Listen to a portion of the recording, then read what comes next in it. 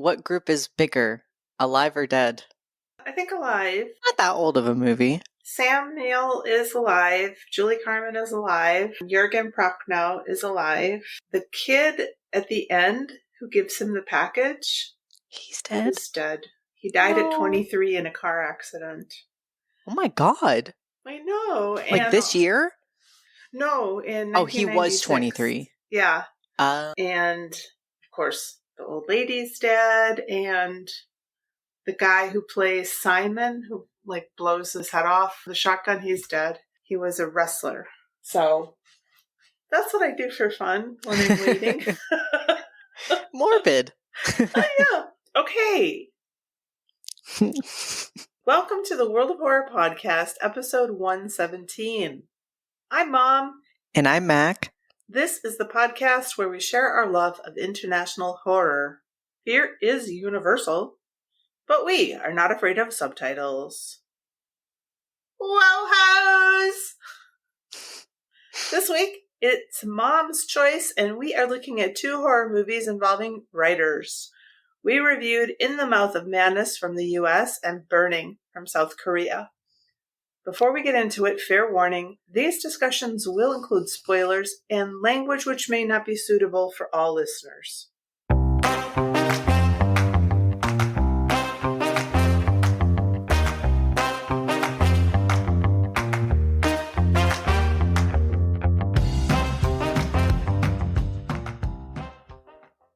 Let's move on to our first segment, Mom and Mac Chat. Hi, Mac, how's it going?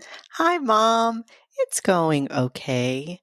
Everything started out okay today, but then Branwen, threw up, 4 different times today, so we're going to the vet tomorrow morning. Hope everything's okay, but, I'm not to be, depressing, but I think I've reached a transcendence of emotion. I think I've reached my limit and now I'm totally okay. I mean, I say this and who knows, but I feel no anxiety about it, Oh, okay. That's which is good. The way I feel is just we'll find out what it is and we'll take care of her, whatever that entails, and it will be okay because that's just how it is. That's good. Yeah. Anybody maybe who has an elderly pet or has dealt with that, it's kind of there just does get to be a time where you're oh man, this is kind of I don't want to sound like an asshole.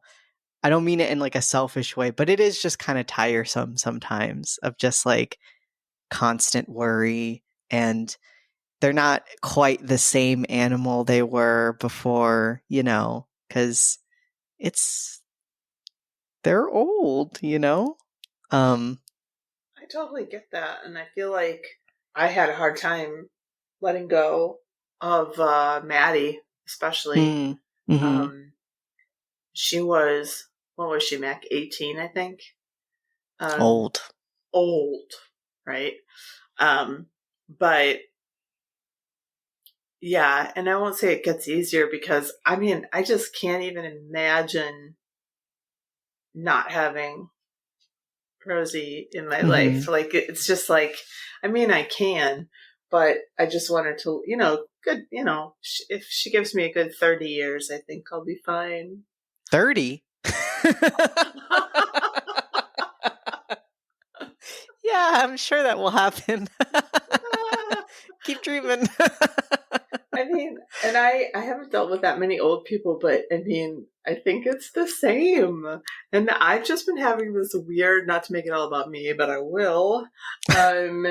Yeah, we had a conversation, which we don't need to rehash on the podcast, but ever since that conversation, I was just what if I change? What if I stop being myself? And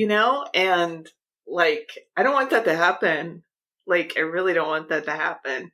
And I was just sort of it just goes back to my deepest, darkest fear of basically just losing myself.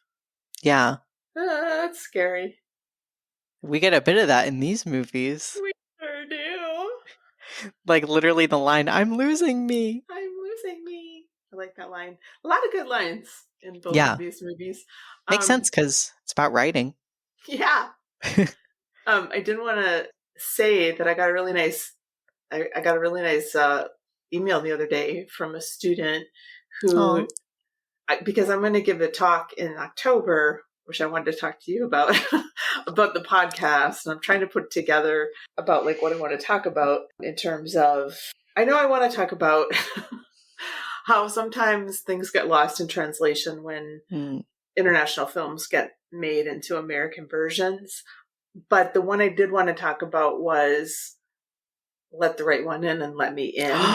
That's a good one to talk about. I prefer the original, but a lot of people like the remake. And I Okay, don't well, think it's, sidebar, everyone's entitled to their opinion, except for that one. oh, really? Because that's a shit opinion to think. I thought you were okay with the remake. No, I think maybe I was being nice to it, but they it illuminated some things that I never realized about America, like specifically that one, that remake. Like they just made me realize how Puritan American culture is truly, like, and how I'm not saying representation or even acceptance of like all identities and whatnot is universally better than America, but just LGBTQ people exist in various ways in media, even if it's not related to acceptance, more so than in American media, if that Mm-hmm. makes sense. I feel like if there's a queer character in American media, that's their character. And they're only there to check a box, really. Like it doesn't ever feel, and I'm not saying, again, I'm not saying all representation is good representation, but it's like a lot of characters. Like for instance, in Glee, it's like the gay character is like that. It's they're gay. That's the gay character. It's Yeah. not that that character is gay. That's the gay one. Whereas, and then that's not, if we don't have the gay character, they don't exist. They're not real. Yeah. So I feel like that movie made me realize that, or like made it hit home because they just completely removed the entire aspect of that character not being cisgender, which I think adds a really interesting layer to that story. Yeah, for sure. Actually, now it makes me really, for sure, I'm like solidified in my decision to talk about that movie. And Yeah. if you can't be there in person, I want you to zoom in. But Yeah. the other thing I wanted to talk about was how inclusive the horror movie community Mm. is. And it's very queer and it's very accepting and like nice, you Mm. know? Yeah. Um, and so the this girl got in contact with me and she is involved with the Saga Oh. club. And Hmm. they wanted to do something about queer horror for like Ooh. October. They're like Titan Tuesday or whatever they call it. So anyway, so I don't know. We just started talking, and I'm like, well, yeah, great. However, I can help, I'd be more than happy to. And so that was really nice that there was like, you know, she heard about me from the a friend of mine who teaches religion, and That's so cool. but I just wanted to mention this other thing that happened to me last week. So I've been going to more meetings and stuff. And I was talking to this woman who I found out was in her 70s. Not that that matters, except that I said I had a trans son. And she's like, "Oh, does that mean that he dates girls too?" And I said, "No, No. it could, but in this case, it doesn't. It means Yeah. that, and I explained it. And like, I just assume that everybody knows what a trans person is. And this person sure did not. And it was very surprising to me. Yeah. Yeah. I was You just you'd like, be where you'd have be you been? surprised at like my old boss who was a gay man, also 57, so maybe that definitely has something to do with it. But he knew I was trans, and one time we were talking and he said, "Now I have this friend. I have this friend who's a lesbian and she told me." He was like, "Do you agree with this? She told me that trans men are all butch lesbians." And I was like, no, your friend is wrong. Also, just so you know, that's like quite offensive. It's quite an offensive thing you just said to your employee. He was like, "Oh my god, I had no idea." I'm like, "How do you not know? Like, if you ever use the phrase LGBT, how do you not? What did you think the T stood for?" Like, I just don't know how you could be gay and be like, "By the way, I have no fucking clue what you are." And also, I was kind of like, look at me. Like, who are you talking to? Like, I date a man. Like, what are you talking about? He was like, that's why I'm asking. Oh, wow. Also, Google's free. So there's that. Lord. I don't know. Yeah. There's this, I don't know if it's blown up that big, but there was this like TikTok or something of this woman, and it was a stitched thing, and she's like, I just want to talk to the eligibility community. So now this lesbian has like started this like whole line of merch, member of the eligibility community. That's funny. It's very funny. It makes me laugh every time I think about it. But I don't know, did you laugh in the mouth of madness, Mac? No. I think I might have bark laughed once, but really, yeah. I mean, it is a pretty fun movie. It's fun. Yeah. Yeah. Was this the first time that you had seen it? I think we watched it once. Oh. Maybe for the squad. But it was one of those things where I was watching it and, you're like, I know I've seen this, but this feels like new information to me. Yeah. But like some of the scenes, I was like, okay, I've definitely witnessed this before. Yeah. Would you like to get into it? Sure.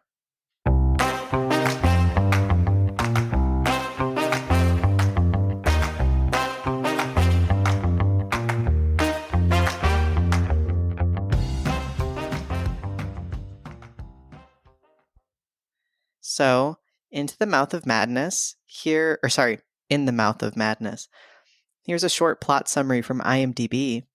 An insurance investigator begins discovering that the impact a horror writer's books have on his fans is more than inspirational.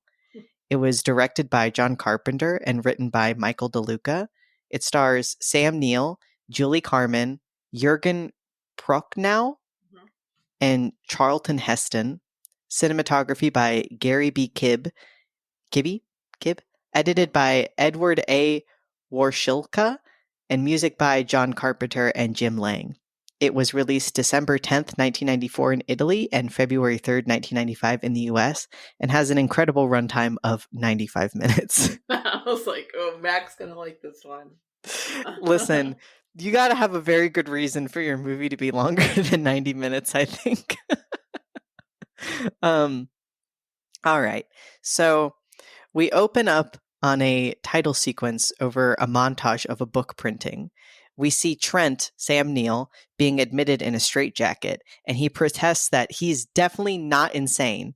And there's when they put him, and he's like, kicking everywhere. And when they put him in the cell, we hear a fellow person in this asylum say, "I'm not if he's not." And then just we see everyone in line going, "Yeah, I'm not insane either." So you begin to learn that plea's gonna fall on deaf ears. And the like attendant, who I loved this guy, he barely had any lines, but I felt like this man was magnetic. The like insane asylum attendant, he's hearing all this shouting and just turns up some music over these speakers, and then all of the other people in the asylum start singing along. So yeah, this movie is really funny sometimes. Trent hears a knock on the glass, and then we see like a shot in front of him, and there's a shadow that passes behind him in his cell, and he says, "This is a rotten way to end it." And we hear someone say, "This is not the ending. You haven't read it yet." And then we see a bunch of hands breaking through the glass, or no, a hand breaks through the glass, and then a montage of images. Next, we see a psychiatrist comes to meet with Trent. they've been monitoring admissions, and his symptoms fit this profile that they're looking for. And the attendant says, yeah, all he wanted was a single black crayon. And when the psychiatrist walks in, now he has just drawn crosses like over every inch of his cell, all over his face and all over his clothes. I do love to imagine him doing this. Me Like, too. it was, and it's like all over his body and whatnot. It's done very well. Like, in this single afternoon? Like, since This would he's been... take you, Yeah. like, I mean, he would have had to have been in there for at least 2 days, I think. Or maybe he's just very, though there's all these different types of crosses too. I mean, he got really artistic with it. And the psychiatrist kind of insinuates, like, wow, you really seem crazy now. Like, insinuates that he's putting on an act and that he's doing it because he wants to stay here. The doctor gives him a cigarette, and Trent begins to tell his story. So we see a flashback to a non-covered in crayon Trent punching holes in the story of a fraudster. He's an insurance guy who sniffs out lies. Afterwards, he's having lunch with a guy who's, join my team. None of my people got half the smarts as you. And I love this shot. This is my favorite kind of thing. It Follows did this very well also, where we see the two of them eating at the little diner, and then through the window in the back, like, the camera also sees this crazed man with an axe that is just slowly walking towards them, but they don't realize that it's happening. Oh, I love that. It's so creepy. And the man breaks through the diner window and he asks Trent, do you read Sutter Kane? And then immediately is shot dead by police. Like, and really shot dead. Like, they like held nothing back in that moment. It was not shoot to incapacitate there. And I gotta say, the name Sutter Kane is so good. Yeah. I think, like, that being a horror novelist's name, that was genius. I kept thinking about that. I was like, that could really be an author. I think if I had a dog, I would name it Sutter Kane. I mean, I guess it's supposed to be similar to Stephen King. They're both S-K like names, but Kane is also just a great name for somebody involved with horror. Yes. Like, you think Kane, okay, that guy probably has something to do in that world. So apparently, there's just been a bunch of riots at bookstores due to Sutter Kane's novels. Like, I love whenever movies say this, like, an epidemic of violence, as if that's like a thing. like as if it's a disease. So then we meet Jackson Harglow and Linda Stiles, who work at the publishing company that publishes Sutter Kane's novels. And they got Trent to come in to talk to them. Turns out that the guy with the axe was Sutter Kane's agent. Sutter Kane and the agent had both gone missing, and they're trying to find his newest novel that apparently, I guess, the agent had read, and that is what made him go crazy. Stiles, who, okay, by the way, this I think they do a good job of explaining this. I guess there's an explanation for this, but Stiles is like a young, beautiful woman, and she does not feel real to me the moment we see her, I guess. Do you know what I mean? Like, yes. But in my brain, I wrote it off as like, people just don't know how to write women, which is still true. But, from the get, Trent is like coming on to her and whatnot. And I mean, truly, if this was happening in real life, like, this is harassment. But, she's just kind of playfully giving it back to him and whatnot. Like, she's saying get lost, but in a like, but keep talking to me kind of way. And I remember just being like, I'm rolling my eyes at this. Like, but it does have an explanation. So gotta give Carpenter credit. So Stiles and Harglow are talking to Trent, kind of explaining the situation. And Stiles explains that some of Kane's weaker-minded readers have had certain reactions, such as disorientation and memory loss, which is a fucking wild thing to say. Trent, understandably, is like, okay, guys, like, this is great PR that you're doing right now? Because I mean, his whole job is sniffing out bullshit, but basically they want him to track Kane down. So Trent, we later see, is walking by a wall full of Sutter Kane posters, which I've never. This is truly a different world. That there would be posters for the selling of a novel just everywhere. Like this is a different world. And he walks by. There's a little bit of a tear in one of the posters that he kind of begins to open, but then leaves. Yeah. Then we see he walks by this alley where there's a cop beating up a graffiti artist, and on the wall it just says I space CA, and there's also kind of a group of people watching. The next day, Trent goes to the bookstore to actually read some Kane novels. The place is a total mess. It's chaos. And there's a bookseller in there who's got these like red rimmed eyes, very similar to the Axeman in the beginning. And he says, I can see. He sees you, to Trent, which Trent is just kind of like, oh, okay, freak. But Trent buys a bunch of books and begins reading them. This is maybe the freakiest scene to me. Like, this one did make me jump. I thought it was very well done. So as he's reading, we then get the repeat of the scene earlier of the cop beating up a graffiti artist. But now on the wall, it says, I can see. And the cop is now a pig-faced man, just really grotesque looking. And then it repeats again. Trent backs up, and now there's a crowd behind him in the alley, and they have axes. And including the agent guy from the beginning who says, he sees you. And then the crowd attacks him with axes and eats his flesh. He wakes up, like, with the book on his chest and is like, oh, but then looks to his left and the pig cop is there next to him. That part made me jump. And then he wakes up again, dream within a dream. And he's just like, holy shit, rubs his eyes and he's got black ink under his eyes. This part I was like, okay, what? Like, did this rub off from the book? What kind of printing press did this? But this gives him an idea, and he cuts the covers of the novels because they all have this like red line on each of them, and he puts them together, goes back to the publishing company and, shows them like, because the new book is called Hobbs End, and he's like, Hobbs End is a place, this, if you put his novel pieces together, this is a map. And they're like, well, Hobbs End, that's not a real place. He says, maybe not on any map but it's real.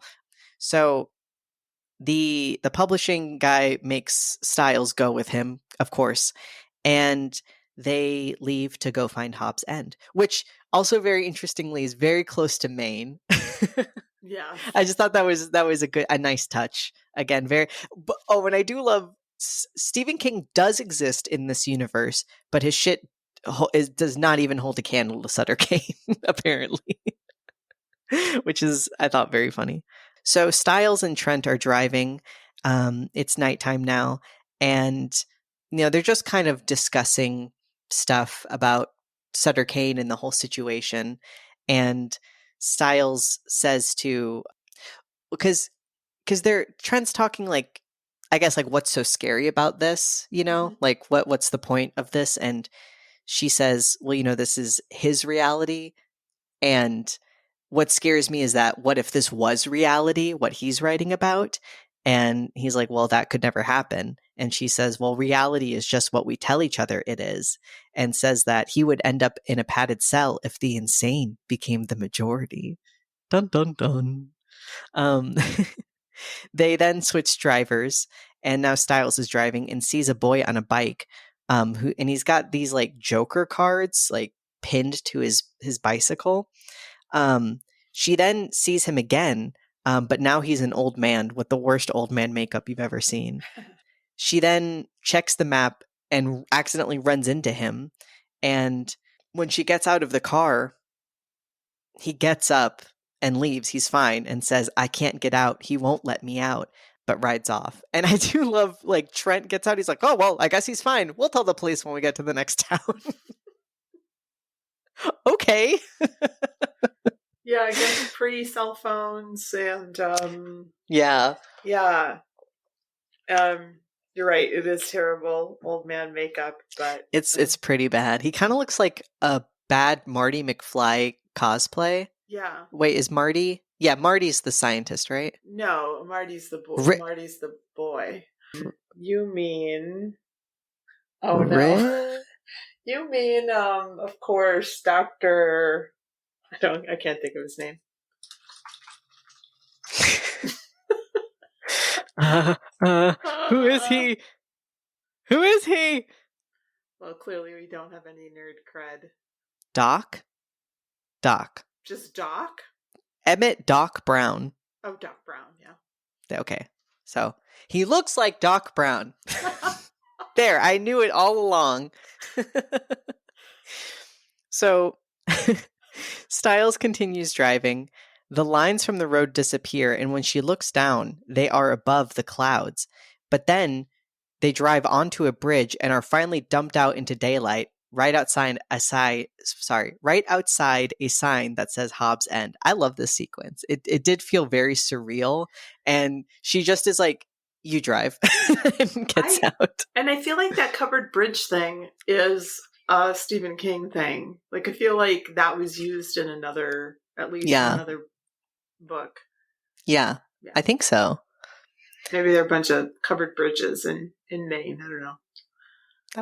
I've never been there, but so then they're walking around this abandoned town. First off, it is gorgeous. It made me realize I am so excited for fall because it looked so beautiful. It was like it's a very picturesque, like college looking town. I say college town because I feel like, that's the college time that we associate, fall. But anyways, as they're walking around and looking for stuff, a dog runs around the corner, followed by a bunch of kids. But Trent doesn't see it, only Styles. Everything looks fine, but then we see a bloody axe in the foreground. Uh-oh. I love that axes are very important in this story. So they go to the Pickman Inn. There's a painting. This was so cool to me. I loved this. Me too. There's this painting of a man and a woman, and it looks normal. But then when Styles looks again, the couple in the painting are turned away, and then the woman's head turns to Styles. It's such a good effect because it looks like a painting the entire time. It's really good. So, there's this nice old lady, who's behind the counter. I recognized her from something. I looked her up. Fooey. Yeah, I remember thinking, I didn't realize she was in that, and yeah, you definitely have seen her before. Yeah, she was very fun. So they go up to the room, and Styles suggests that Kane's work is not fiction, which Trent thinks is a bunch of hooey, and he says, "Well, it can't be real. There's supposed to be a church out here with these spires." She goes, "You didn't read closely. That church comes from the east and or the west, whatever," and opens up a window, and there it is, exactly how he had described it. Dun, dun, dun. So they begin to go walk to it. Trent reads from the novel as they're going there. Styles sees the dog and the children again, asks Trent if he sees them, and he's like, "No." All these cars and trucks begin to converge on the church, and Styles says, "They have guns, we have to go." A man emerges and shoots off a gun, shouting, "Kane, give him back!" The door then opens, and we see a little boy, but then it closes and opens again, and Kane is standing there. There's also 3 Dobermans that come around the corner, Cerberus, and snarl and bark. The men run away, but some of the men are attacked by the dogs. Then this creepy little girl tells Trent and Styles, "I see." Trent is like, "This is a publicity stunt. You are having me on. You want me to go run back and tell everybody about how Hobbs End is real so you can sell your book." And this was kind of weird. Styles is like, yes and no. Yeah. It was originally supposed to be a stunt, but then Kane never came back or something. So she's like, "That's how I know that this is real." She does not explain it well. So if I was Trent, I would still not be convinced because I was kind of like, "Wait, this doesn't really make any sense." But Styles says that the new book is about the end of everything. She then starts kissing him. It's very weird. And Trent sees the painting, and now the people have monster faces. Ugh. Trent begins to kind of touch the painting, but the woman behind the counter is like, oh, please don't touch that. And he begins asking her some questions like, my friend seems to know you. She said that you did this painting. And she's like, no, that's not true.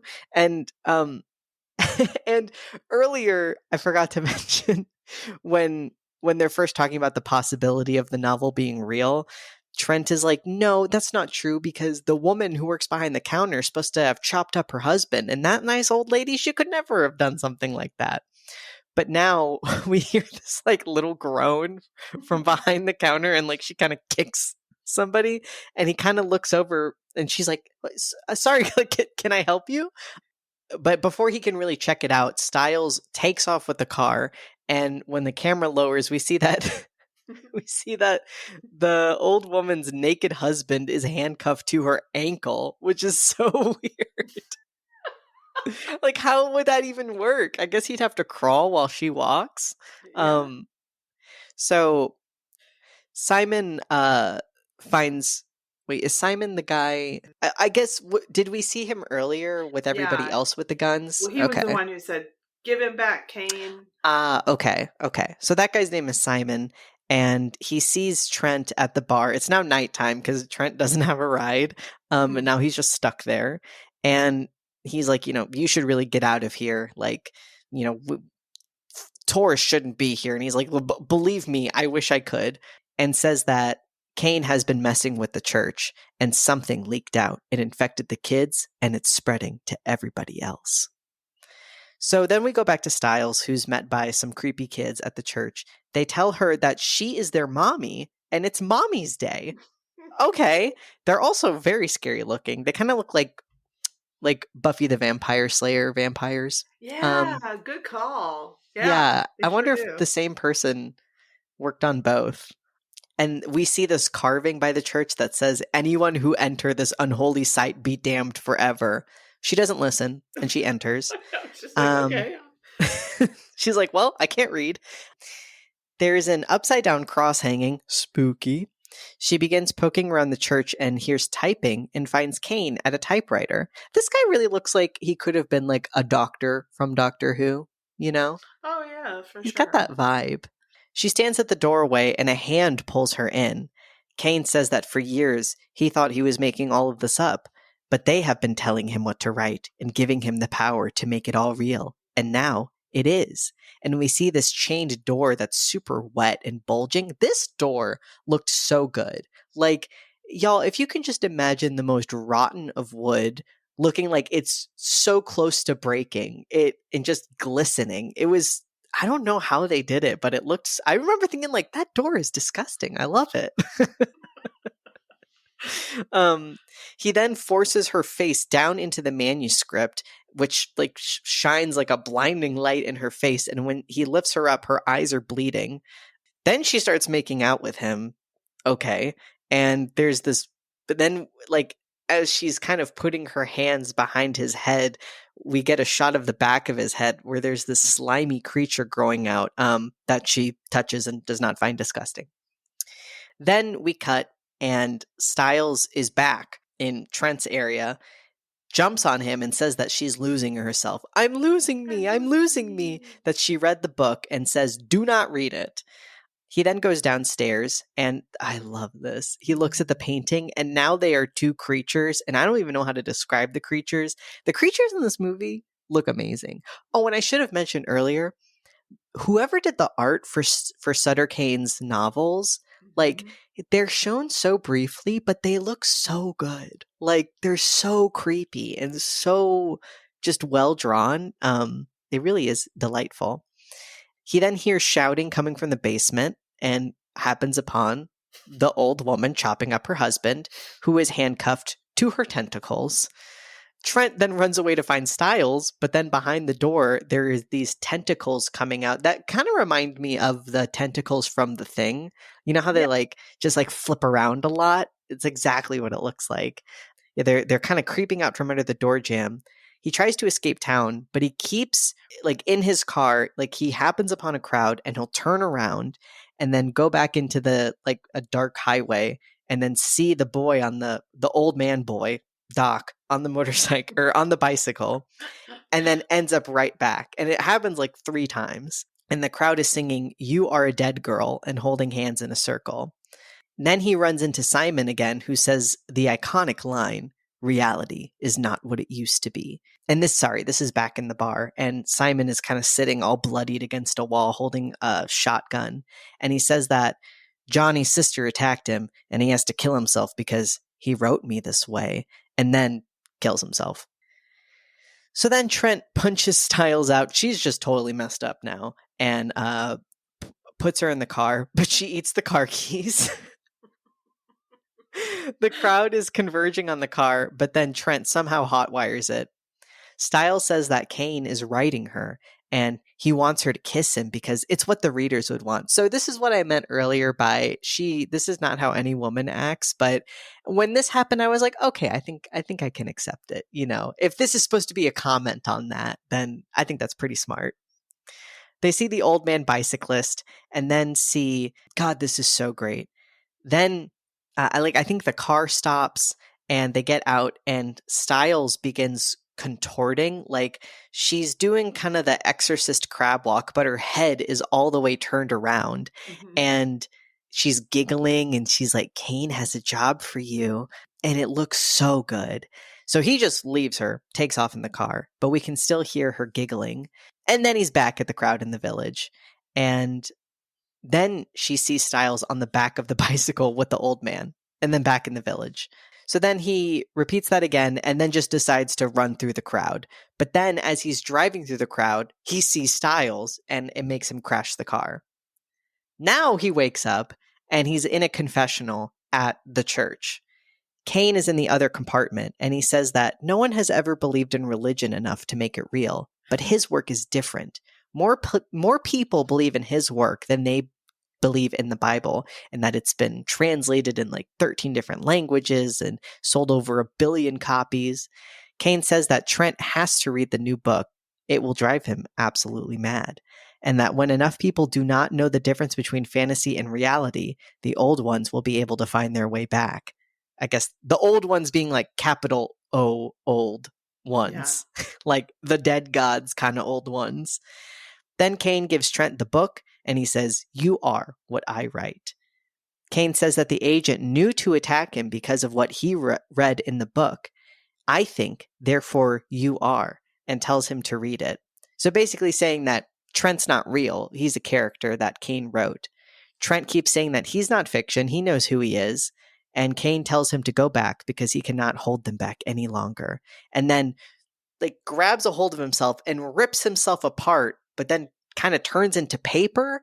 And then there's just this gaping paper hole where that old door is, right? Mm-hmm. Or yeah. Styles reads from the manuscript, like as Trent is kind of looking through the paper hole where Kane once was, she's describing things like, Trent walked forward and peered into the black abyss and whatnot. And he turns tail and runs as these creatures start emerging. He falls, but then ends up outside at a crossroads in the daytime.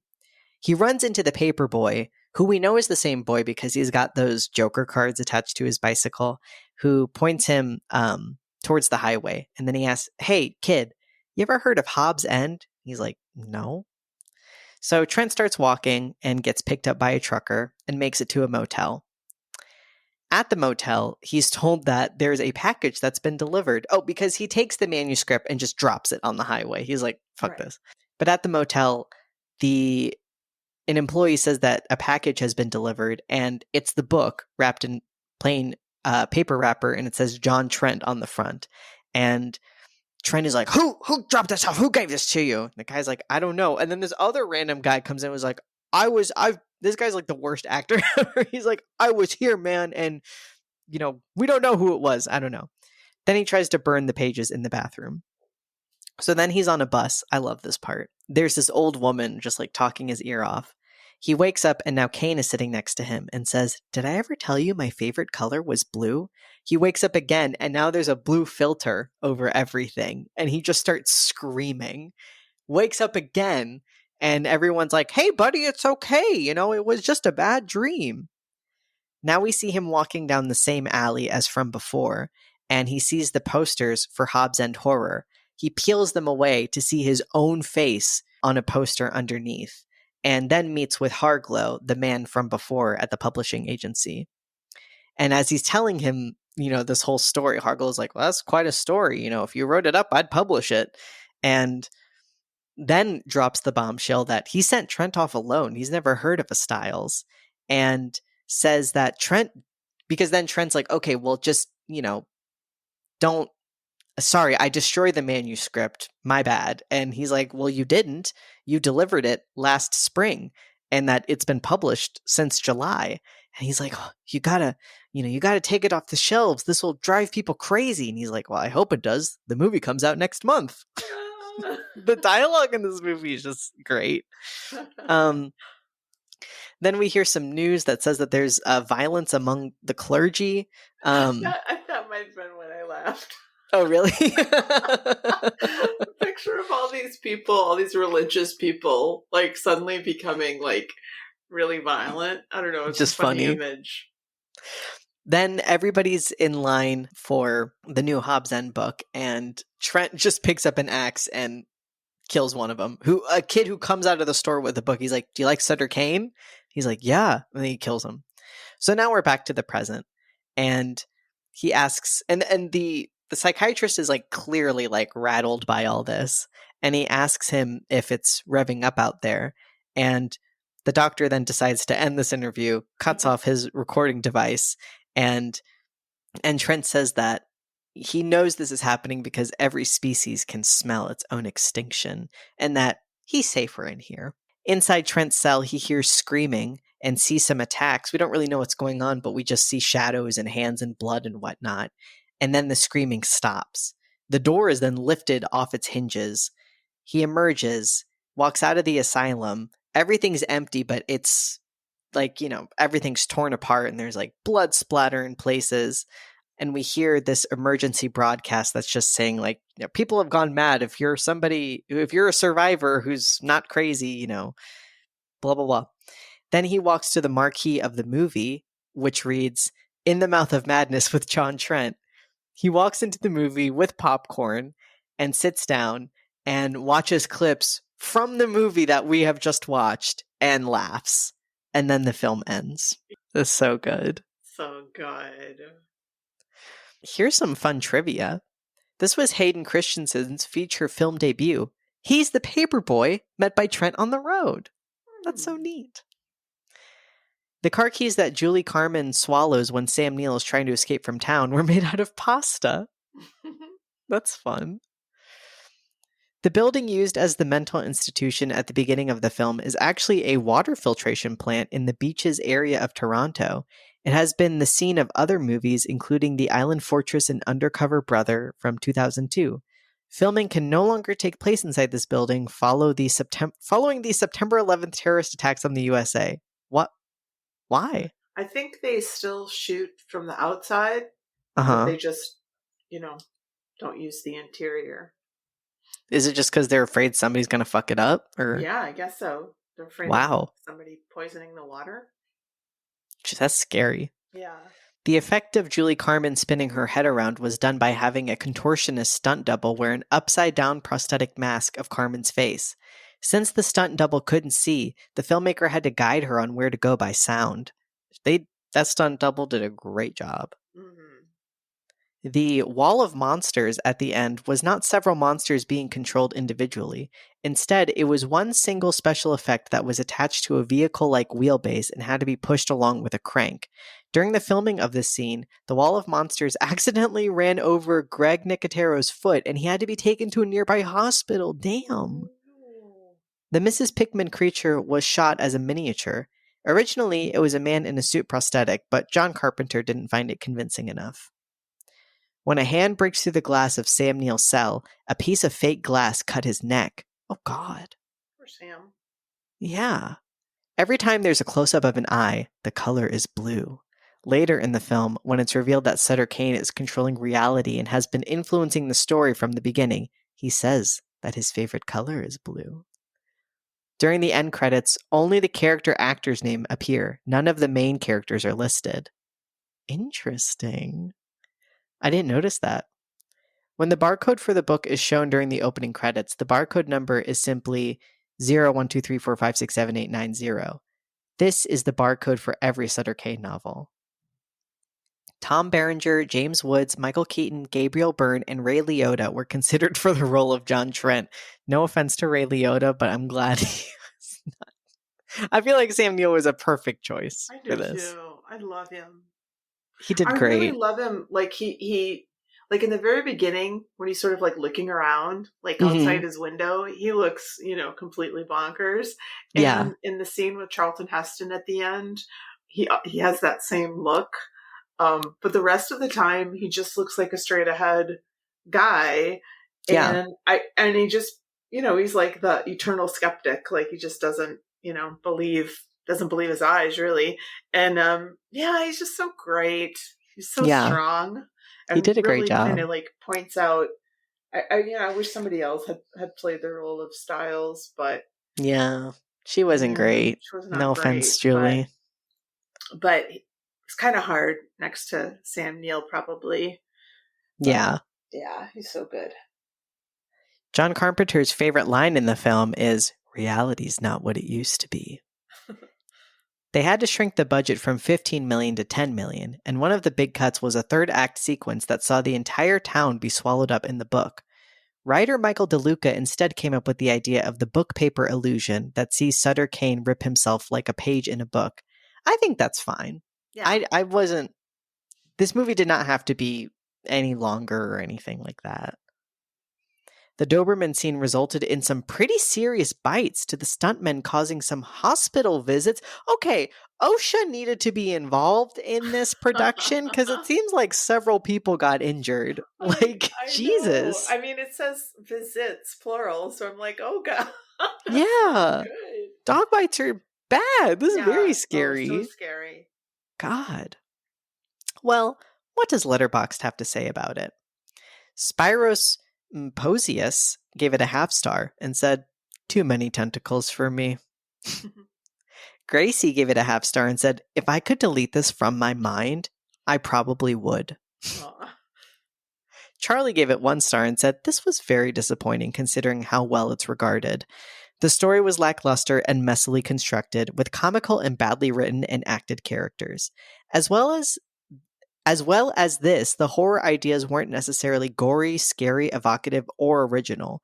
This film basically has all the flaws of a Carpenter movie: horribly blocked scenes, bad direction for actors, and very questionable execution. I don't think there was very much at all which intrigued me." Wow. Doesn't Tell us sound how like you a really feel, Charlie. Charlie. Wow. Underscore Elric underscore gave it 1 star and said, "I respect it, but I hate it." Oh, but now we have a feature within a feature. What Feature within a does feature. what does Winnick have to say about it? Our good friend of the show, Eric Winnick, gave it 2.5 stars and said, "Guy on the street with axe. Do you read Sutter Kane? Me. No thanks. I prefer that hack Stephen King." But Jamel Bowie gave it 3.5 stars and said, "Sam Neill is wonderful. The editing, especially in the final act, is superb, skillfully collapsing the distinction between the real and the dream.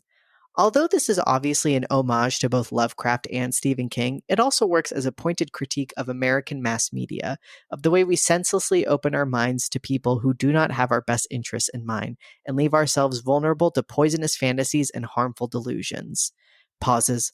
Looks around at the millions of Americans who have embraced QAnon. Yeah, that checks out. Mm-hmm. Too real.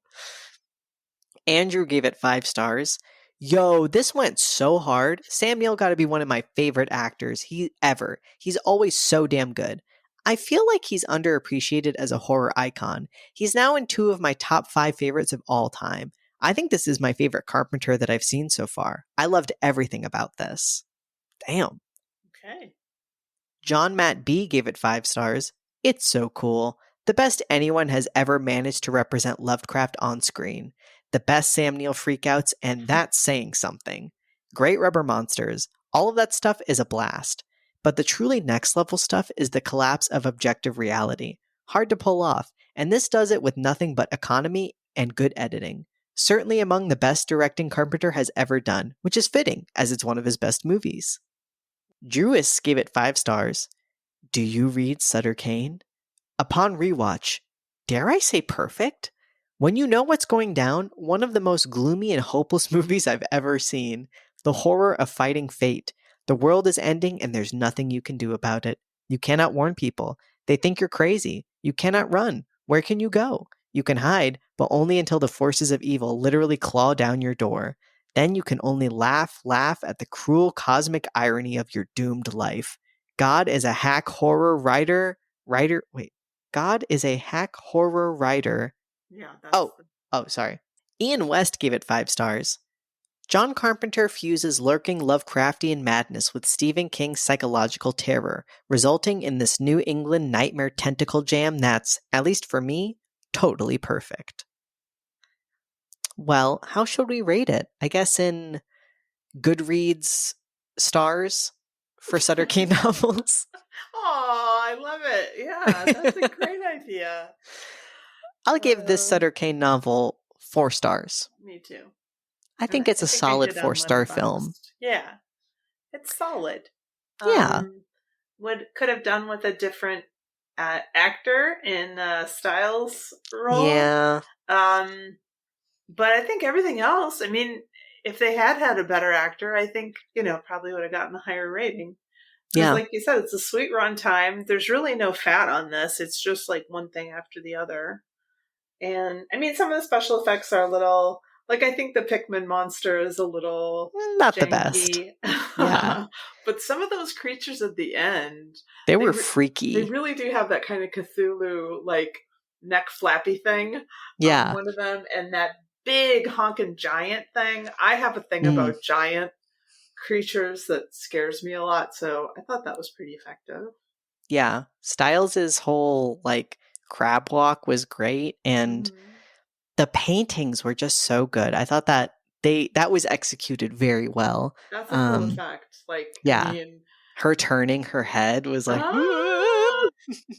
and then that cop scene where he wakes up and he's right next to him, I thought that was great. Yeah, I was about to ask you, but I know you've seen American Werewolf in London, but that there's a dream within a dream in that one too. That's also pretty good. Yeah. And the bus scene with, like, blue's my favorite color, I thought that was pretty great, because that's when it starts bleeding into, like, this is a movie, and I thought it was a good shift to just everything being unreality. Yes. But that great casting of Jürgen Prochnow. I mean, he's like creepy and scary. Like when Sam Neill wakes up on that bus, like he's just looking at him, which is also creepy. Yeah, he did like silent creep very well. Very well. What have we learned? Oh God. Well, be careful. Be careful what you believe. Belief is a powerful thing, and I think you should reserve it. I think you should be skeptical. I think we should all be more skeptical than I think we are. I agree. This is a PSA. People lie all the time, and I feel like I've seen recently a lot of people my age too just cannot always decipher, like, when something is just total bullshit advertising, or do not realize that they are being sold something and they take it as genuine. And just remember, like, I mean, anything involving a celebrity that for example, is not real. Anything that's put out there is publicity, and just stuff like that. Just keep it in mind. It's not to say to be like, a misanthrope or anything, but and I think I heard something recently that was like, if the service is free, you are the product, or something like that. Yeah, like, I heard that too. Be careful with your data, who you let people, what you let companies have. Just be careful, everyone.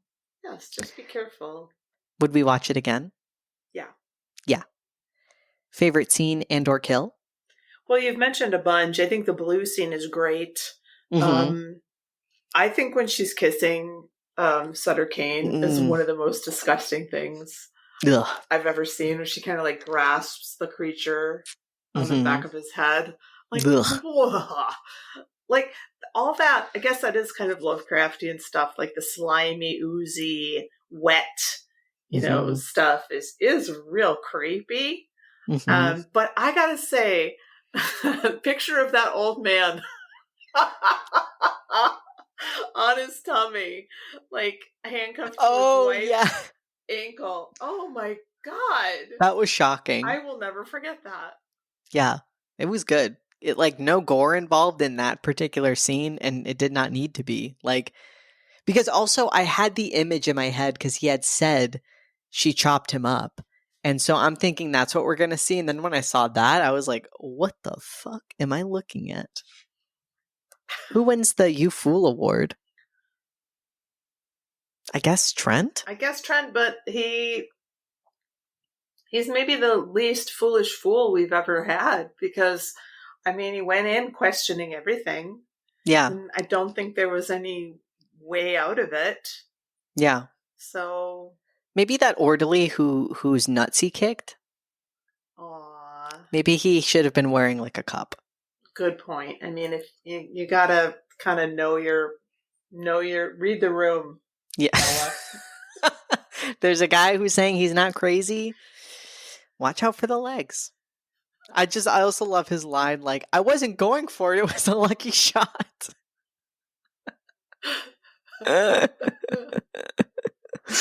This is funny. Good times. Good times.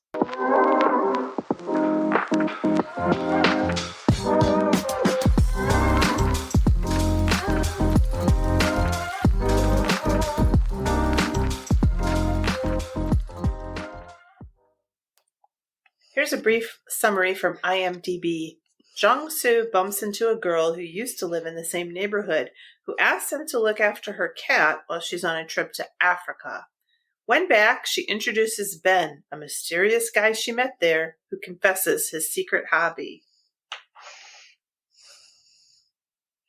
This was directed by Lee Chang-dong. Screenplay was by Oh Jong-mi and Lee Chang-dong, based on Barn Burning by Haruki Murakami, starring Yoo Ah-in, Stephen Yeun, and Chun Jong-so. Cinematography is by Hong Kyung-pyo. That sounds really familiar. I wonder if that's Park Chan-wook's cinematographer. I think so. Edited by Kim Hae-yeon and Kim Da-won. Released on May 16th, 2018 at Cannes, May 17th, 2018 in South Korea, and February 1, 2019 in Japan. It has a running time of 148 minutes. Okay, so we meet Jong-soo and Hae-mi. They catch up. They grew up in the same neighborhood. He is writing a novel, and he gives her a watch that he won in the raffle she was conducting. They grab a drink. She's going to Africa, and she does this pantomime with the orange. She talks about the Bushmen of the Kalahari and the difference between little hunger and great hunger. And so little hunger is just physical hunger for food, and great hunger is hunger for the meaning of life.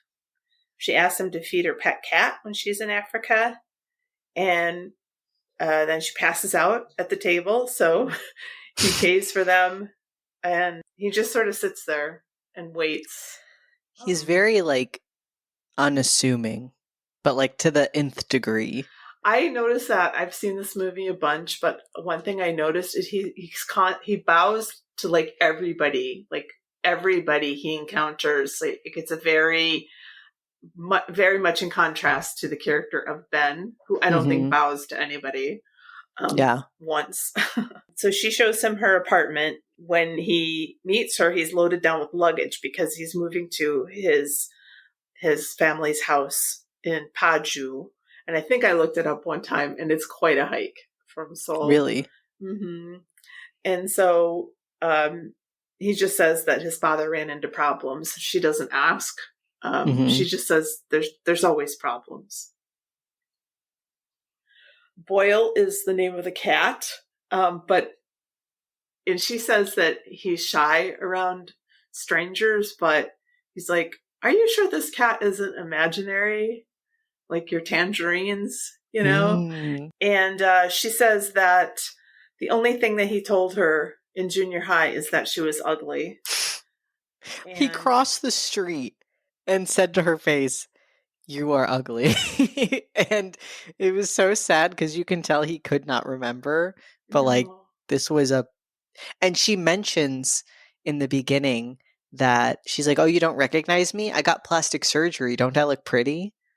yeah, that is so Oh, heavy. And yeah. I saw something that said that, I mean, I'm always terrible with statistics, but just a really high number of girls like 16 to 29 or something like that in Korea have plastic surgery. Like it's Mm, well more than half. And it's just I find that so disturbing and sad. yeah. And so this obviously made a profound effect on her. But in her bedroom, she makes a move on him. They make out. He is extremely awkward. It's He's, kind of hard to watch. yeah, it's real difficult. She grabs a condom from under the bed and then she has to help him with it. And she said that her apartment is interesting because there's only sunlight only hits it at the special time of day. So he's on top of her and he looks into her closet and he sees this little bit of light that is reflected from Seoul Tower like Hmm. into her closet, and it just sort of hangs on there. He goes back home and it's all blues and greens. He feeds the cow. Someone calls, but no one is on the phone. And you can hear the propaganda broadcast from North Korea. We don't know what that is yet, but we'll find out. The happiest we ever see him is with this cow. I know, he loves this fucking cow. Like it's the most animated he Yeah. is ever He sings is a when he's little talking with song this to it at cow. one point. It's And really sweet. yeah, it's very sweet. So it becomes a sort of a thing that the phone keeps ringing and there are hang-ups. But he finds keys to a truck, which is awesome because now he doesn't have to take the bus anymore. And he goes to Hamy's house to care for the cat. He finds food and he finds poop in the box. And then he stands at the window looking up at Seoul Tower and he masturbates. Okay, upon first viewing of this film, I feel like maybe, and I don't mean this in a bad way, but I feel like maybe I liked or sympathized with him a little bit more. But then upon second viewing, and again, I don't mean this in the way of like it detracted from my interest in the movie, but like I found him to be more distasteful as like a character, Mm-hmm. but I like that, I guess. Um uh I saw a lot of interesting, or I was reading up a little bit on what people thought of the movie, and I don't know, I feel like he's an interesting character, and I feel like that's because he's not always a super likable character. No, he's not. And he has a longing, he's looking out on the city. And I feel like, yeah, he's attracted to Amy. And later he'll say that he's in love with her or he loves her. But he's But not. I think what he really wants is to be a part of the city. Like Hmm. he wants to feel like he belongs there. That's what like gets him off. Hmm. So, but anyway, he goes to the courthouse for his father's trial. His father broke the hand of a civil servant, and that required like a bunch of treatment. And the defend the I wrote defendant, not the defendant. The defense attorney wants to meet with him and chit chat with him, and he suggests he's like, "Oh, you say you're a writer. Well, why don't you write about your father? Like he's an interesting guy. He went nuts back in the day." And he says, "Aren't all protagonists nuts?" and he says that the father should really write a letter of apology. And he's like, you got to talk to him. He won't talk to me. And so Jung-soo just sort of takes all of this in. I have to say, the actor who plays Jung-soo, somebody called him, like, in the Letterboxd review, a very cruel thing, like something like a mouth-breathing motherfucker or something like that.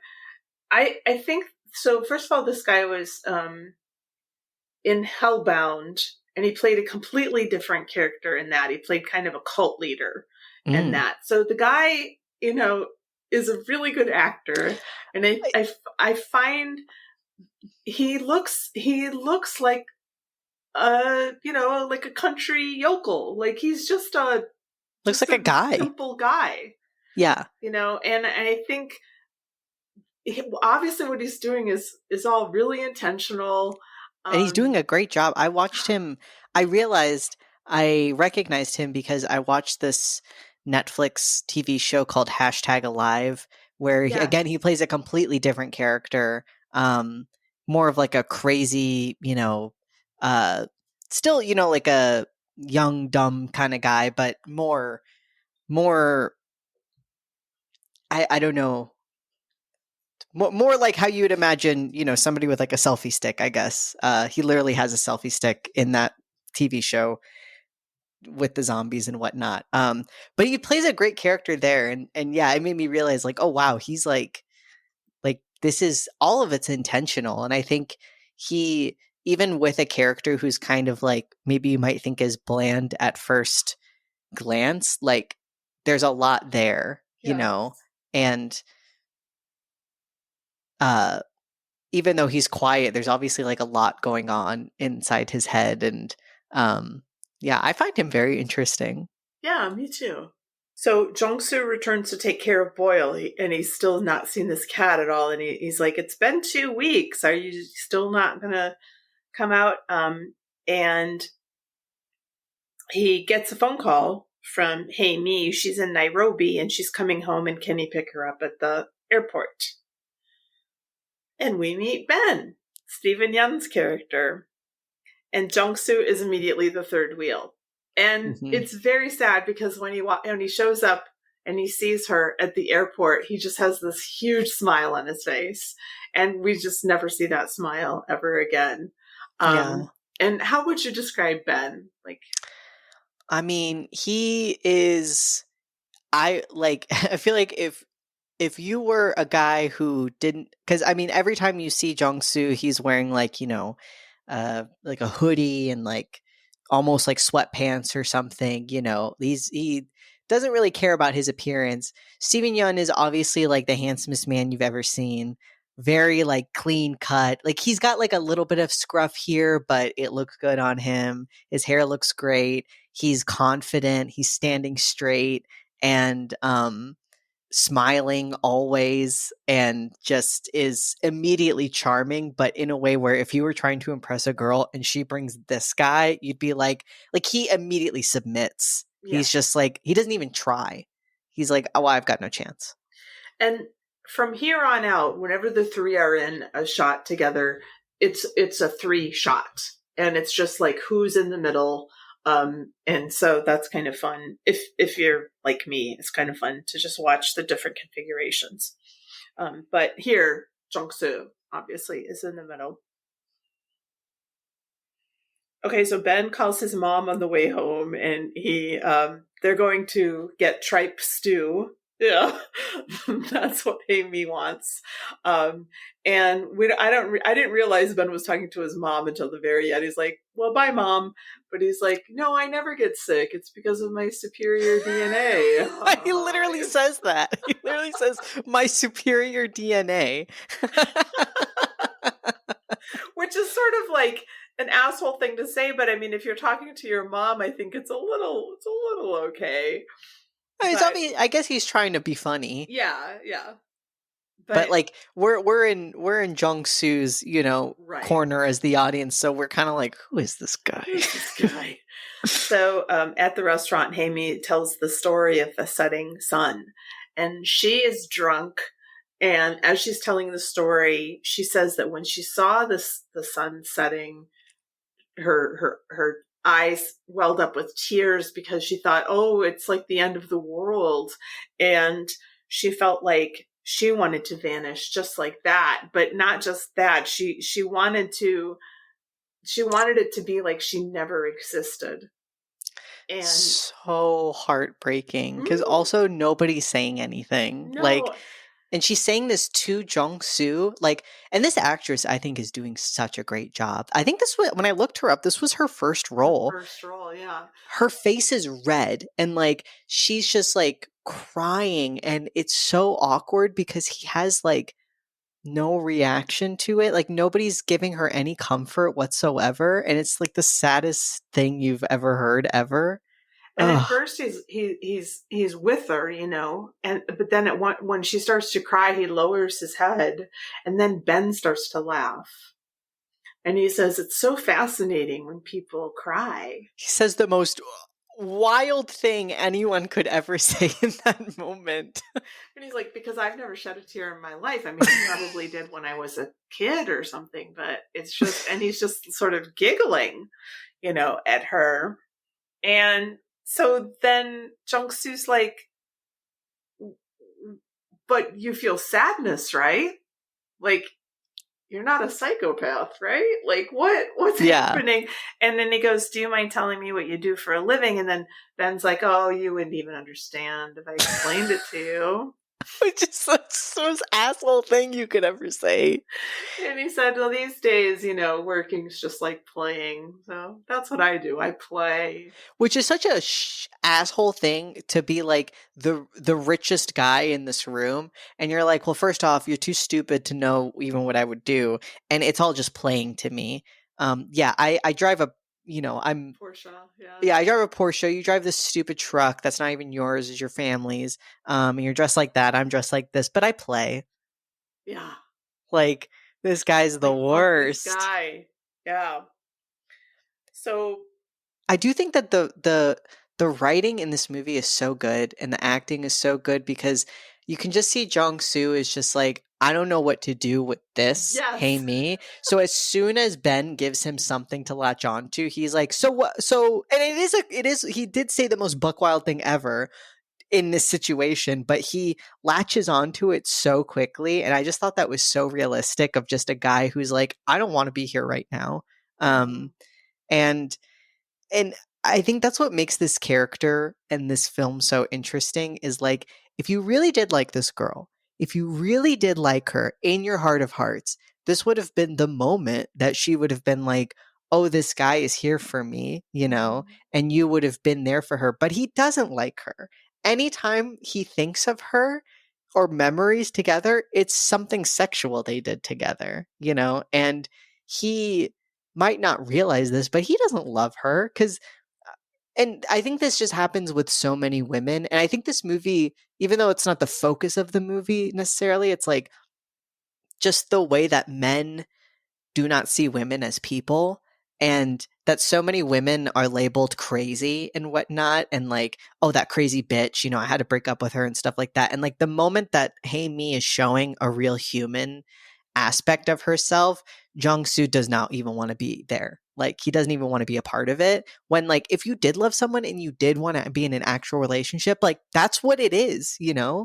is and that's what people do. And she's the most human one here, or acting the most human out of everyone here. And even though it's so hard to watch, I think that's sadly so realistic and just done very well. Yeah. I totally agree with you.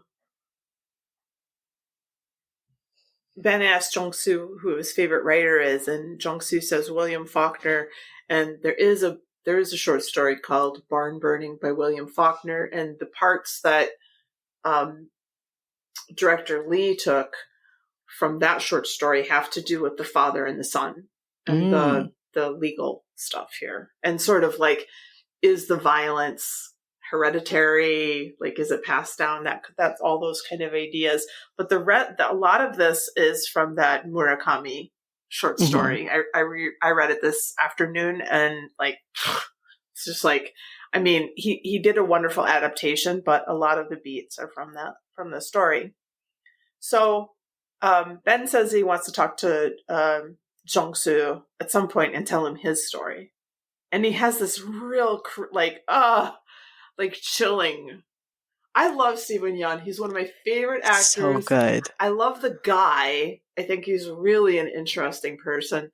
But and he said in interviews, like, it was really hard for his wife to kind of like be around him during this time when he was playing this Wow. role, and that he was like glad to, like, be rid of this person, And I mean, it makes sense because it's like tiresome in a Yeah. way.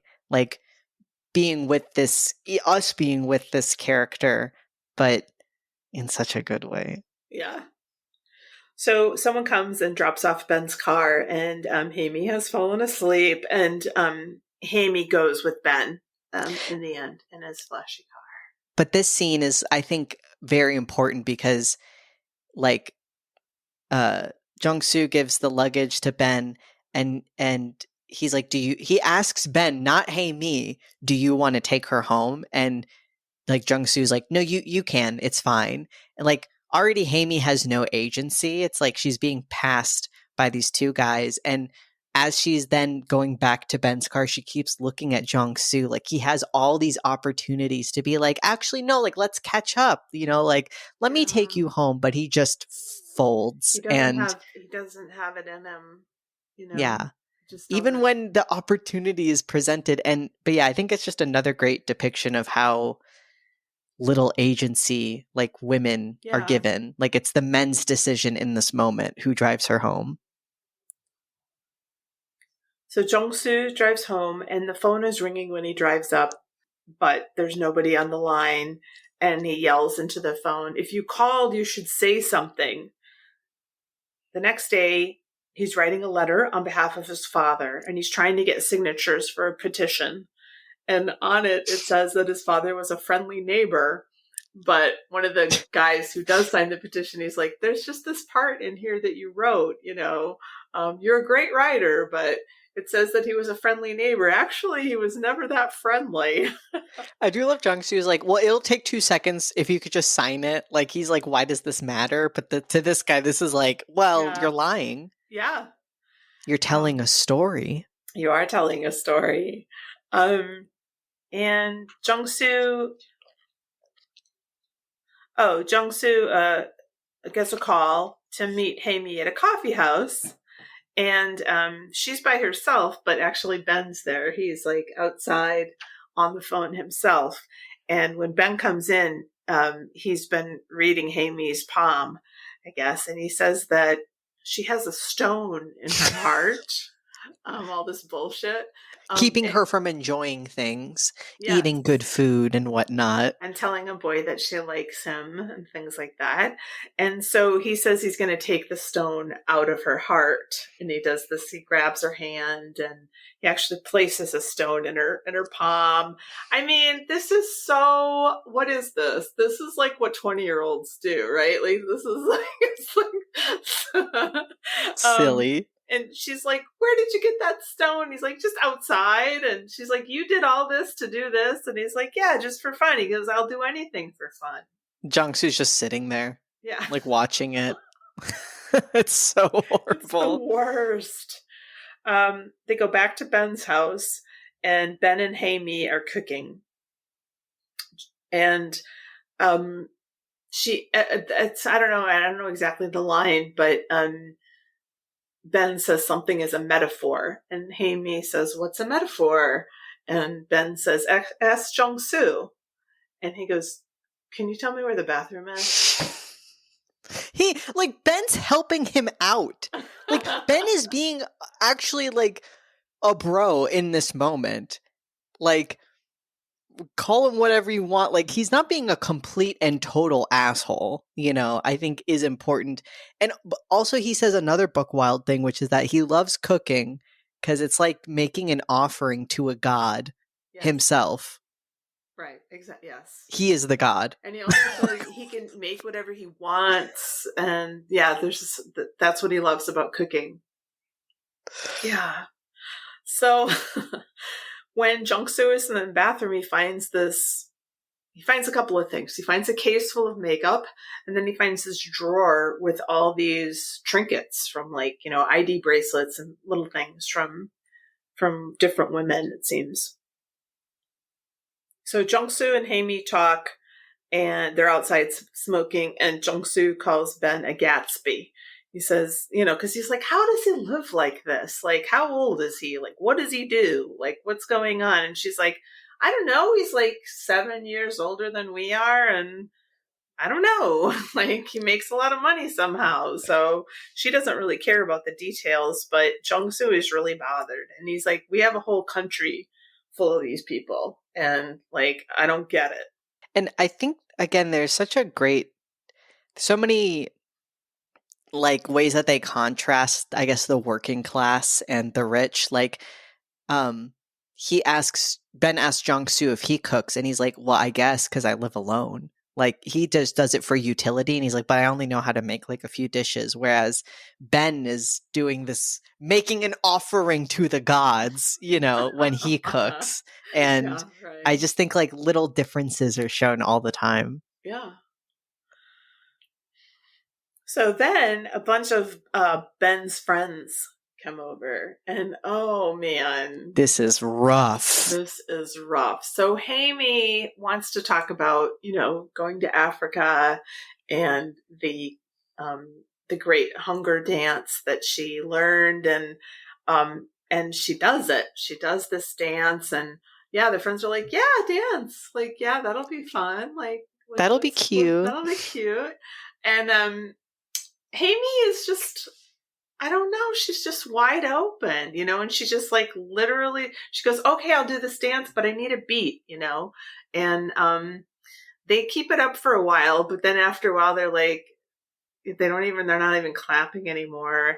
And Jung-soo is, like, embarrassed for Hae-mi, but I love her in this moment. She's amazing. Like, she's telling this amazing story about being in the Nairobi desert, and these fuckers, Jung-soo included, like, don't see the value in, like, anything that she's talking about. And I find her to be such a cool person, and but it's like they don't even, they like, all of Ben's friends think she's some silly weirdo. Yeah.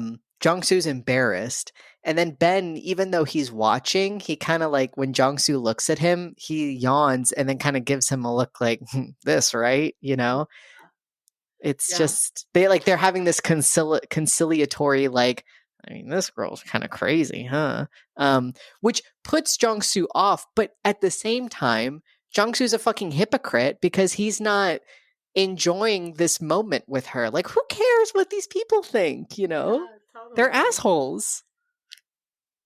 So then we get kind of the iconic, like, centerpiece scene of the film where Ben and Hae-mi come to Jung-soo's house, and Hae-mi says that her house is gone without a trace, and that there used to be a well, and the well is gone without a trace as well. And she tells the story about how when she was 7, she fell into this empty well, and she cried, and she was afraid, and Jung-soo saved her. And Ben wants to smoke pot. Jung-soo's, like, really put off by this. And I guess Ben mentions it later, like, we're committing a crime together. But I mean, Jung-soo's, like, really nervous about it. Like, he doesn't really want to do it. It's probably the first time he's ever done it because he coughs and everything, which I thought was a little odd because he smokes cigarettes. But Yeah. he really chokes on the pot. He really suffers. And Hae-mi says, if she smokes, she won't be able to stop giggling. So she becomes very giggly. But then she takes off her top.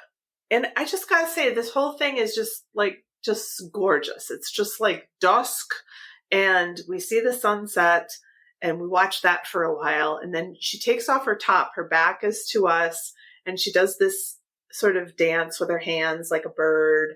And she's just really graceful. And then she's doing the great hunger dance and she starts to cry because she looks back and I guess like she's not getting anything from the boys. And then, oh, I want to cry. And then she turns back to the sunset and she's doing that great hunger dance. And then she starts to cry. The boys carry her into the couch after she's passed out. So then when it's just Jong-soo and Ben, with his stupid, like, smug little grin on his face, that fucker, Jong-soo's, like, opening up his heart, and he's like, I hate my father. You know, he has an anger disorder, and his mother left because of that. And when his mother left, he burned all of his mother's clothes at his father's, like, insistence. And then Ben goes, well, sometimes I burn down greenhouses. Jung-soo's like, what? Why would you do that? And he's like, yeah, it takes like 10 minutes and it's like it never existed. And Jung-soo just can't get over this. He's like, what? These are other people's greenhouses? And he's like, well, yes, of course they're other people's greenhouses. That's the point, you know? And he's like, they're useless. They're just sitting there. They're waiting for me to burn them down. And Jung-soo's like, oh, so I guess you get to decide if they're useless or not. And he's like, yeah, I mean, the Korean police don't care about it. And I don't know, this just like really shakes Jung-soo. And he's like, that's a crime. And that's when he's like, well, we're committing a crime right now. And I again, little detail, Jong-soo's never opened up this much to Hae-mi, who he supposedly loves. But the instant he's alone with this guy who we can surmise he does not like, that's when he opens up his heart. And again, it's like they have this really weird chemistry together. Like, I think it's because they're both, I mean, both of the actors are very great, but like, there's a respect between them that does not exist for Hae-mi, you know? Like, she is not even, even if he does not like Ben, it's like he has this respect for him that he never has for her. And I just find that so interesting. I don't think he understands her. You know, but he doesn't even try to. Like, when she talks, he doesn't ask follow-up questions. But then when Ben says something that he finds utterly batshit, he can talk as he wants to know more. But it's like anytime Hae-mi opens up, he shuts out. Yeah, that's really true. So there's a moment where Jung-soo is like starting to cotton on that maybe Ben is not talking about greenhouses. And that's when he says, I'm in love with Hae-mi. And Ben laughs. And he's like, hey man, I said I love her. You know, like basically like, don't kill Hae-mi. You know, if that's what we're talking about here. It's very subtle. It's awesome. I love it. And something that I read said that greenhouses in Korean are called plastic houses. And so there's a sort of thing about her plastic surgery and like later we'll see with Ben's new girlfriend that he's like putting makeup on her. And he says like, I think I'm going to be burning one down soon. Yes. Probably one close. Something very near to you. Yeah. It's like, there's a lot of them around here. Yeah. And so And with the burning of the mom's clothes, it's like, okay, so she was burned, like left not a part of his life. Like, you could say his dad burned her, you know, because the relationship broke down so much that she just left her son, you know? And daughter, like he has a sister, So So Hae-mi wakes up and comes out and you know, it's sort of like they're getting ready to go and everything. And she's standing in front, he's standing right behind her kind of. And he goes, why are you so free to take off all your clothes in front of men? Like nobody does that but whores. And she just like, without a word, just like turns and goes into Ben's car. And that's the last time we ever see her. And I'm just like, fucking Jung-soo. Like, what's your problem? You just said you loved her, apparently. You don't, but... No, but, like, wow. It's... These guys. Anyway. So we get a silent scene where Jung-soo sees a burning greenhouse in his dream. And next day, Jung-soo calls Hae-mi and just gets her voicemail. He's up for a factory job, but he just decides that he doesn't want to do it, and he just like leaves. And he drives and he scopes out all these greenhouses. He gets a call. I forgot about this part. He gets a call from Hae-mi, but it sounds like a pocket dial. And like there's like scraping, or like she's walking or running or something like that. And then it just like abruptly hangs up. It's pretty creepy. So he goes to Hae-mi's apartment, and the code on her door doesn't work. He goes looking at the greenhouses, and Hae-mi's phone has been turned off. The landlady reluctantly lets him into Hae-mi's apartment, and it's been all tidied up. And he says something like, "I got to get in there to feed the cat." And she's like, we don't have cats here. We're not allowed to have cats here. And so the landlady concludes that she must have gone on a trip. And so now he just sort of goes into like investigative mode, and he's talking to somebody at the crop festival. And when he's in her apartment, he sees her suitcase. Yes, that's right. That's right. And he also says, like, she never keeps it this tidy. I mean, he doesn't know, but yeah, he barely knows her. But he goes to this crop festival, kind of like where he had seen her before, and this like woman coworker type person says that a lot of people go into hiding when they're drowning in credit card debt. And she says, "Haven't you heard that expression? There's no country for women." I really love that line.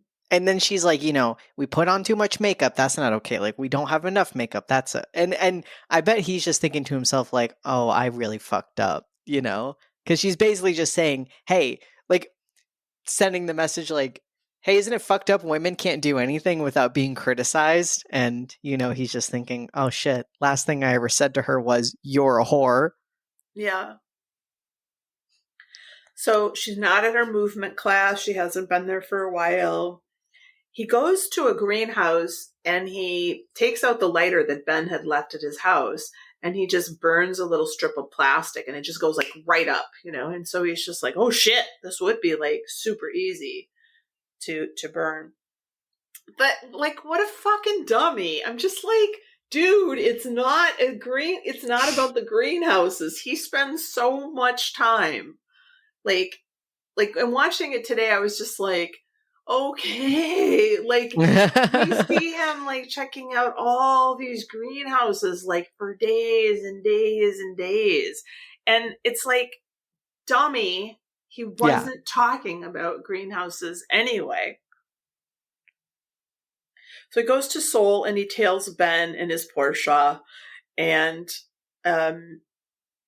he confronts him in the coffee house, and he's like, hey, yeah, so what happened with the greenhouse? And he's like, oh yeah, I burned it down. And he's like, when? And he's like, oh, just a couple days after we were at your house, and I said I was going to do it. And he's like, that's crazy, because I've been investigating all these greenhouses and none of them have burned down. And he's like, no, what's crazy is you can't see it, because it's too close to you. Sometimes when things are too close to us, we just can't see them. Yeah. And Ben has a new girlfriend, and her behavior is so disturbing to me. Me too. It's like whenever she's late, she's just like in a tizzy, like in a state, and like she's really apologetic, and he's just like so casual, like, yeah, it's no big thing. But like, I'm like, what is she doing? What is he doing to her? Like behind closed doors. And Ben just says that Hae-mi just disappeared, and that she was lonelier than she seemed. Like she had no real family, no real friends. She actually said that Jung-soo was the only person that she felt like she could trust. Hmm. And when she said that, it kind of made him jealous, which is crazy because he's never been jealous before. Holy fuck. Scary. So Jung-soo goes to Hae-mi's sister and mother's restaurant, and they realize who he is, and they say, well, if Hae-mi sent you, tell her that she can't come back until she pays off her credit cards. And he's like, hey, you guys, like, do you remember when Hae-mi fell into a well? And they're like, yeah, that never happened. Like, she likes to make up stories. She's really convincing at it. But yeah, no. Like, we didn't even have a well or something like that. So then he tails Ben to the gym, to church, to lunch, and then out in the country to this man-made lake. And I really like that shot where Jung-soo is standing behind Ben's Porsche, and Ben is just like staring out at this lake. So then Jung-soo's mom calls. Has she been the person who's been calling all this time? I don't know, but he goes to meet her, and she says that she's being hounded by creditors. And but she's like, oh, look at what I'm telling my son, who I haven't seen in 16 years. And she's on her phone, and he goes, I'll take care of it. And I looked it up. 5 million won is about $4,000. So he says he'll take care of it. And then and that's the only time she gets interested. She's like, you have money? Yeah. Like, she's like, and then, how? Yeah. And then just keeps looking at her phone and like chuckling. It's so sad. It's so sad. And then, but the mom says, yeah, she does think there was a well. There was a well. She doesn't know if like Hae-mi fell into it. She doesn't remember that part, but yes, there definitely was a well. Okay. So, okay. What's the truth? Jung-soo is following Ben, and Ben calls him. He's like, hey, where are you right now? He's like, I'm in Seoul. And he's like, really? Where are you in Seoul? And he's like, oh, let's see. And Ben is like right outside his truck's window. He's like, why don't you come in? Like, you're right here. Like, why don't you come into my house? And then we have this whole scene with the cat. The cat. Yes. So, Jung-soo's like, when did you get a cat? And he's like, oh, a little while ago. It was a stray. You know, it's like so cute. And the only other time we heard him call anything cute was he called Hae-mi cute. And so Jung-soo goes to the bathroom and he finds Hae-mi's watch in the drawer with all the trinkets. So when Ben's girlfriend comes, the cat gets out and they go look for it in the parking deck. And Jung-soo calls to it. He calls it Boyle. He's like, come here, Boyle. Come here, Boyle. And the cat comes to him. So then we have this another really uncomfortable evening of Ben's friends talking about the differences between Chinese people, American people, and Korean people, and how they deal with money and this kind of stuff. And Ben yawns again. Because the new girlfriend is explaining all this very similar to Hae-mi, and like it's like such the same energy. And yeah, they have the same like visual exchange of like just Jung-soo looking at Ben. So Jung-soo goes to leave and Ben's like, hey, where are you going? And he's like, yeah, I gotta take off. And Ben's like, you're too serious. You need to have fun. So back in court, the father refuses to settle, refuses to apologize, you know, and so he's sentenced to 18 months in prison. And the cow is sold. The cow. Jung-soo has a fantasy that Hae-mi is jerking him off, but it's revealed that he is by himself and he goes to sleep on her bed, and later he's typing in her room. It's like, again, he's such a fucker because he can't even think of anything about her other than the fact that they had sex. Like, that's the only thing he can think about. The only memory he has is of jerking off in her room without her permission.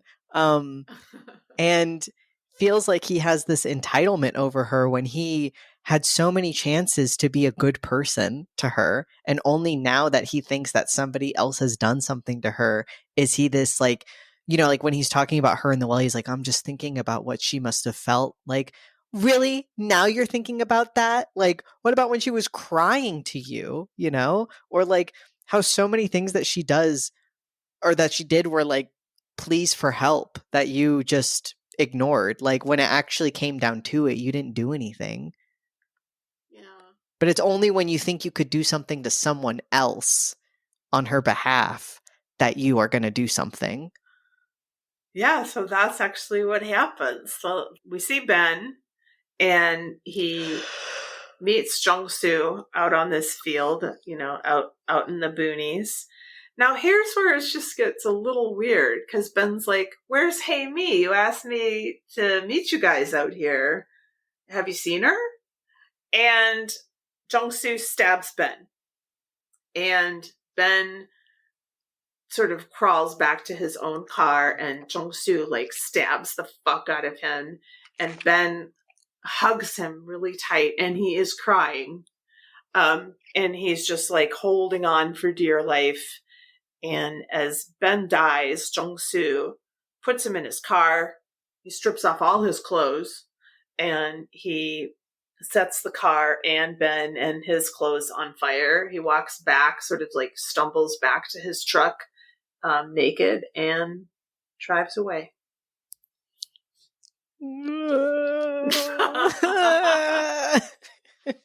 Everyone sucks here except for Amy. Yeah, she's dead. So but again, we don't have the thing that I like is that we don't have confirmation on anything. No. Like there's no confirmation that he did like that Ben killed her. There's no confirmation that that is Boyle the cat. Like sure, it came to him when he called the cat's name, but that really doesn't mean anything. Like none of the evidence he has could stand up in a court of law, know? Like not at all. And we don't like, even know that Amy is dead. Yeah, she could have, it's presented the idea that she could have ran away, and she already ran away to Nairobi once. Yeah. Like she has no friends, no family that care for her, and she's in debt. She's depressed. She could have killed herself. That's another thing I was thinking about. She could have killed herself. So we don't really have like after we saw this all together. I think I told you that Quinn and I spent an afternoon, not a whole afternoon, but like one time we just like went through and what if Ben were innocent? Like, I was thinking about that while watching the movie this time, was I was trying to watch it with the idea of like, this guy didn't do anything. And it is a possibility. And especially when we're also presented with the father having done that to the civil servant, it's like, and what did you do? You killed this guy doing some weird vigilante justice that could be totally false. Like this guy could just be an asshole. Yeah, and he doesn't seem completely like an asshole when he goes to the gym, when he goes to church. He's just a guy. When he meets his family for lunch, he actually seems like, not such a bad guy. He only seems like a dick when he's like kind of in his peer group or like with them. Mm-hmm. And he's not even 30, I don't think, the character, Yeah. So he's probably innocent. He's probably, I feel like what the movie presents to us, he is probably innocent. And like, we don't know.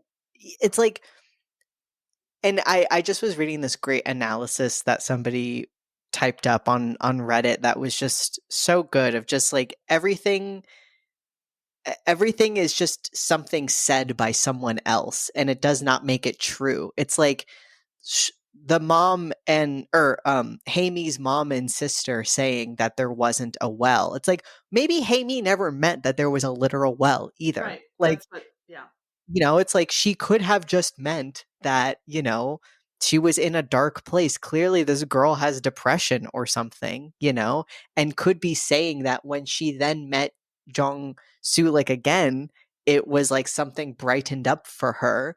And then he just snuffed it out, by being such an asshole because he was in his own head so much.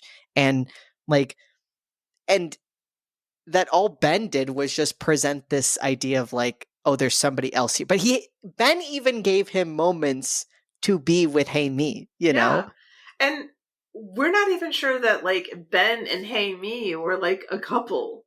Like, because she says at one point, he says his house is like right around here, like when they're at the coffee shop or something. So it's like she hasn't been to his house. Like, yeah. So it's yeah, it's all up in the air. The Murakami story, it's not. It's not. Oh, really? Yeah, no. It's like he did it. Yeah, but that's why it's fun to look at adaptations of and see what other artists do with with these stories and stuff. But yeah, when I first watched it, of course, I was just like, oh this guy did it. Yeah. But that line where he's like, "Where's Hey Me?" Why would he say that? Yeah. There's no reason for him to say that if he killed her.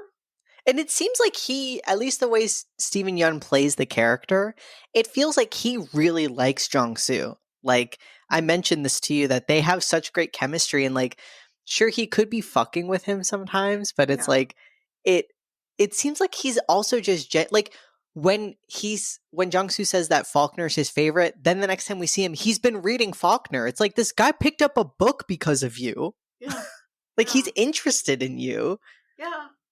Yeah. I mean, and he probably just fucks with everybody. Like, it's just this kind of guy. He's a rich guy. He's a very shallow, like, emotionally, he's a very shallow guy. Like he says, he doesn't know if he's ever really felt sadness. So he's just not. He's just sort of got that like. And he could have just lied about that. Like, that could just be a lie. That could be like, here, I'm trying to impress you with like how cool I am. Yeah. Yeah. Because he clearly cried at the end. Oh, yeah. And held on to him like, like you'd hold on to somebody that you loved. Like when you were he looks scared. betrayed. Yeah. Anyway. So the scene in which the main characters talk at Jong-soo's house was filmed over a month. They were only able to shoot for a few minutes every day to capture consistent twilight on camera. Wow. The loudspeaker broadcast that Jong-soo hears at home is actually the sound that can be heard in Paju, which is near the DMZ and the filming location. However, it was difficult to record the actual broadcast, so the sound recorded by a North Korean defector was inserted into the film.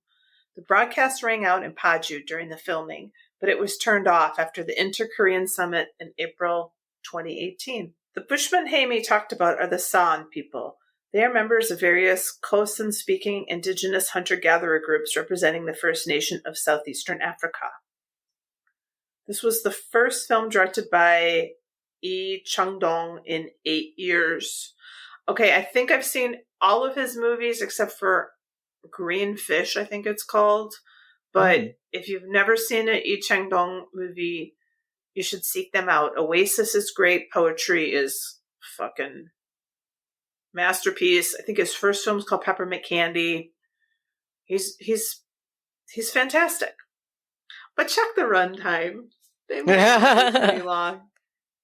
The working title of the film among screenwriters was Project Rage. What does Letterboxd have to say about it? Nin Lamau gave it 5 stars. Can't believe that just by watching Steven Yeun yawn, it would scare me so much. Jesse Schrader gave it 5 stars. I literally gasped at a handful of shots. Brilliant filmmaking. Best in class cinematography. Huge fan of this. Bibi Yerzicki gave it 5 stars. Immaculate and spectacular. This film builds and builds and pays off in the most devastating of ways. Outstanding and gorgeous. Sorry, my jaw dropped looking when I read ahead at this next review. Yeah. This might be my least favorite person on the planet, whoever wrote this. Joe Phoebe gave it a half star. Emotionally distant, navel-gazy fucking bore with thin characters, a terrible lead performance, and a bloated BLOTED as ever loving fuck runtime. I guess it turns out there's another Korean director who can make a shittier psychological drama / thriller than Park Chan-wook, which is saying something, given Park is the most overrated fucking hack in cinema history. Just fuck off. I don't know how you could be more wrong about something. I don't know how anybody has ever written something more heinous than that I've just heard. I can't. Listen, yeah, I'm biased. Yeah, Park Chan-wook made my favorite movie that I would say is my favorite movie of all time. I don't care. I don't know how you can just say that. That's not true. I get it. It's your opinion, but it's bad. It's wrong. Stop watching movies. Jamo Bilal gave it a half star. People that like this movie are 100% gonna die alone. What does that even mean? What does that even mean? That may turn out to be true in my case. Not true. That's such an insult.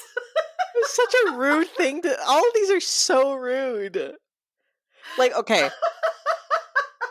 I'm gonna be honest. When I first watched this film, I did not like it. So okay, there's my confession. But at the same time, I was not really paying attention. I don't think I was giving the film the attention it needed. And now listen, whatever you have to do, if you have to watch this on 1.5 speed, you know what? Do it. Okay? That you could. You could maybe. I did. But but I loved it this time, and I think you got to be in the right headspace, but that does not take away from the fact that I think it is a great film. Now that I've watched it again on 1.5 speed and I really was in the right mindset,